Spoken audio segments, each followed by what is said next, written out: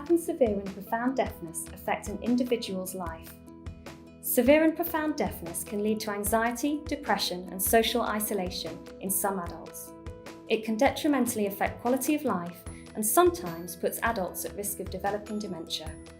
To experience deafness, try these simulations.